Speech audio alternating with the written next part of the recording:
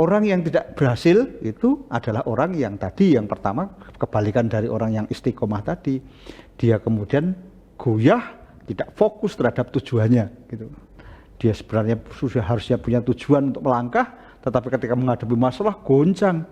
Dia labil, dia tidak punya bahkan kemudian dia tidak bisa mengendalikan diri. Nah, itu lebih parah lagi gitu. Jadi orang yang gagal itu orang yang kemudian dia tidak lagi fokus pada tujuan, bahkan tidak bisa mengendalikan diri. Nah, ini yang kemudian saya anggap gagal menghadapi masalah.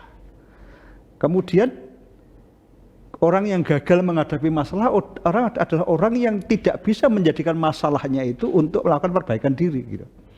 Ya kan? Semua orang itu punya masalah, nggak ada orang yang tidak punya masalah, bahkan Rasulullah juga punya masalah gitu. Nah, tetapi masalah-masalah yang dihadapi itu tidak membuat orangnya kemudian jatuh, tidak membuat orangnya kemudian putus asa, tetapi itu menjadi jalan untuk melakukan perbaikan diri gitu. Sehingga semakin lama semakin terus melakukan perbaikan diri gitu. Nah, itulah yang kemudian harus kita hindari.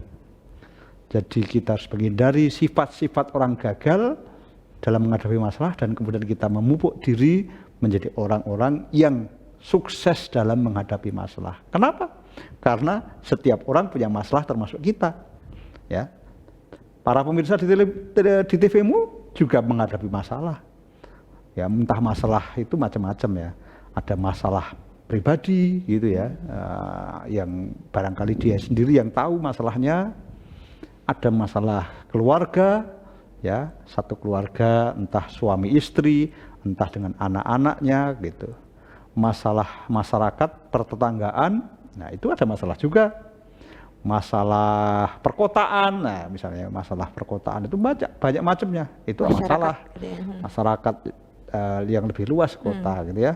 Bahkan dalam masalah kenegaraan ada masalah gitu. Jadi selalu orang itu punya masalah. Yang jadi persoalan adalah apakah orang sukses menghadapi masalah atau tidak. Kepengen sukses menghadapi masalah, maka kita harus fokus pada tujuan dan kita bisa memperbaiki diri ketika kita sudah menghadapi masalah, dengan menghadapi masalah itu. Kalau kita pengen gagal, saya kira nggak ada yang pengen gagal, tapi kalau kita ingin melihat siapa yang gagal menghadapi masalah, nah, dia adalah orang yang kemudian melupakan tujuan, dia adalah orang yang tidak lagi bisa mengendalikan diri ketika menghadapi masalah, dan orang yang tidak bisa menjadikan masalah sebagai jalan untuk perbaikan diri.